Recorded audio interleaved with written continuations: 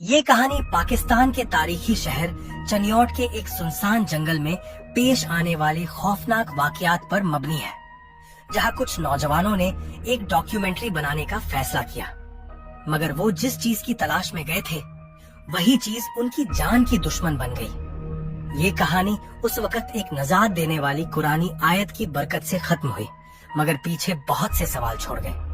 अहमद, तैमूर, साइमा और अली यूनिवर्सिटी के media students थे। इन चारों को दस्तावेजी फिल्में बनाने का बहुत शौक था। एक दिन उन्हें पता चला कि चनियोट के करीब एक पुराना जंगल मौजूद है, जहां मकामी लोग जाने से कतराते हैं। कहा जाता था कि वहां सदियों से जिन्नात का बसेरा है और रात के वक्त वहां से अजीब और गरीब आवाजें आती हैं। अगर हम इस जगह पर डॉक्यूमेंट्री बनाएं तो ये हमारी डिग्री के लिए जबरदस्त प्रोजेक्ट होगा, अहमद ने जोश से कहा। अली और साइमा हिचकिचाए, मगर तैमूर, जो कि काफी निडर था, फौरन मान गया। आखिरकार सबने मंसूबा बनाया कि अगली रात वो वहां कैंप लगाएंगे और हकीकत का सुराग लगाने की कोशिश करेंगे। रात के करीब 10 बजे चारों दोस्त अपनी गाड़ी में जंगल के किनारे पहुंचे। गाड़ी से उतरते ही उन्हें हवा में अजीब सी बू महसूस हुई, जैसे किसी पुरानी लकड़ी या जले हुए गोश्त की। ये बस हमारे दिमाग का वहम है, तैमूर ने कहा और कैमरा निकालकर रिकॉर्डिंग शुरू कर दी। जंगल में दाखिल होते ही हर तरफ सन्नाटा था। कैंप के लिए एक जगह मुंतखब करके उन्होंने खेमे लगा दिए। अली मुसलसल परेशान नजर आ रहा था, मगर बाकी सब ने उसकी बात को ज्यादा अहमियत न दी। रात के 2 बजे जब सब आग के गिर्द बैठे थे, अचानक तैमूर ने अपने कैमरे का रुख एक दरख्त की तरफ किया और सरगोशी में बोला, वो देखो, वहां कुछ है। सबने नजरें घुमाई और वो लम्हा उनकी जिंदगी का सबसे खौफनाक लम्हा साबित हुआ। एक काला साया इंसानी शक्ल में दरख्त के पीछे से झांक रहा था। जैसे ही कैमरा उसकी तरफ बढ़ाया, वो साया लम्हा भर के लिए गायब हो गया। ये क्या था? साइमा ने कांपती आवाज में कहा।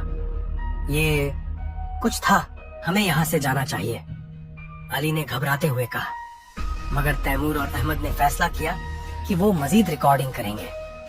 जैसे ही वो आगे बढ़े, अचानक हवा तेज चलने लगी। दरख्तों की शाखें एक दूसरे से टकरा रही थीं और कहीं दूर से किसी औरत के रोने की आवाज सुनाई देने लगी। अहमद और तैमूर ने अपने कैमरों को हर तरफ घुमाना शुरू कर दिया, मगर कुछ दिखाई नहीं दे रहा था। अचानक साइमा चीख मारकर नीचे गिर गई। वो मेरे पीछे खड़ा था, साइमा कांपती हुई बोली। अली ने जल्दी से मोबाइल निकाला और आयतुल कुर्सी पढ़नी शुरू कर दी। जैसे ही उसने पहली बार तिलावत की, हवा थोड़ी नरम हो गई, मगर अचानक एक दरख्त के पीछे से एक गहरी हंसी सुनाई दी। ऐसी हंसी जो सीधा रूह में उतर जाए। हमें फौरन निकलना होगा, अहमद ने चिल्लाते हुए कहा। वो सब अंधेरे में भागने लगे, मगर जंगल का रास्ता भूल गए। हर तरफ दरख्त एक जैसे लग रहे थे, जैसे कोई उनके साथ खेल रहा हो। अली मुसलसल सूरह फलक और सूरह नास पढ़ने लगा। जैसे ही उसने सूरह फलक की आखिरी आयत पढ़ी, अचानक पूरे जंगल में ऐसी खामोशी छा गई जैसे वक्त रुक गया हो। अगले ही लम्हे एक जोरदार झटका महसूस हुआ और वो सब बेहोश हो गए। जब अली की आंख खुली तो वो सुबह के वक्त जंगल के किनारे पड़े थे। अहमद, तैमूर और साइमा भी करीब ही बेहोश पड़े थे। हम बच गए, साइमा ने कमजोर आवाज में कहा।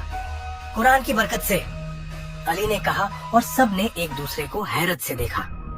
जब वो वहां से निकले तो उन्हें मालूम हुआ कि पूरे गांव में ये बात मशहूर थी कि जो लोग इस जंगल में रात गुजारते हैं वो या तो पागल हो जाते हैं या कभी वापस नहीं आते।